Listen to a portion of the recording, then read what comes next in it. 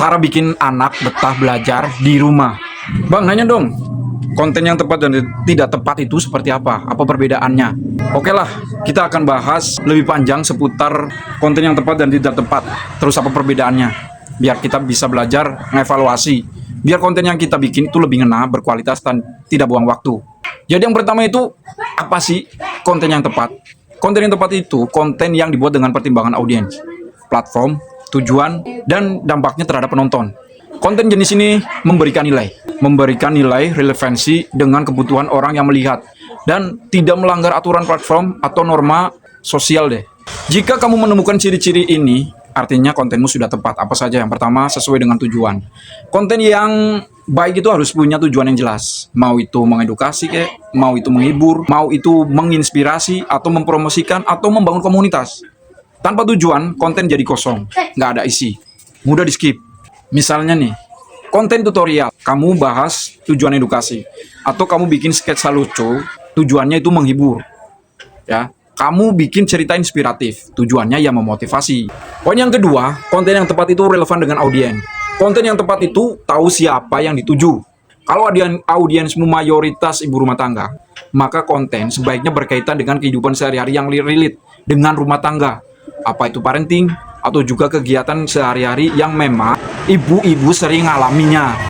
Udah seperti itu aja banyak kok yang lakuin hal-hal yang salah. Kesalahan umumnya itu begini, banyak kreator baru membuat konten asal viral tanpa mikir, ini cocok gak sih buat followerku. Poin yang ketiga itu memberikan manfaat, bisa manfaat secara emosional, misalnya kamu bikin mereka itu ketawa, bahagia, atau manfaat intelektual. Kalau manfaat intelektual itu menambah pengetahuan, atau kamu bikin manfaat yang praktis. Contohnya, cara bikin anak betah belajar di rumah. Manfaatnya itu praktis. Atau kamu cerita lucu suami istri rebutan remote. Nah, ini manfaatnya atau tujuannya untuk hiburan. Poin keempatnya, tidak menyinggung atau melanggar etika. Konten yang tepat menghindari bahasa kasar deh, menghina atau menyudutkan kelompok tertentu. Jujur deh, selama kamu main FB Pro, kamu sekarang jarang kan ngegibah. Kan positif tuh, baik itu soal agama, ras, suku, atau golongan lainnya. Ngegibah tetangga juga, kan jarang jadinya kan. Selanjutnya adalah original dan jujur. Kamu tidak kopas mentah atau menjiplak, apalagi kalau pakai clickbait yang menipu. Orang sekarang lebih pintar. Sekali mereka merasa tertipu, mereka nggak bakal balik lagi. Sesuai format aja, itu poin ke-7-nya. Dan aturan platform. Setiap platform itu punya aturan dan format konten yang ideal. Kalau misalnya platform di Facebook, beda dengan TikTok. Reels beda dengan video VOD.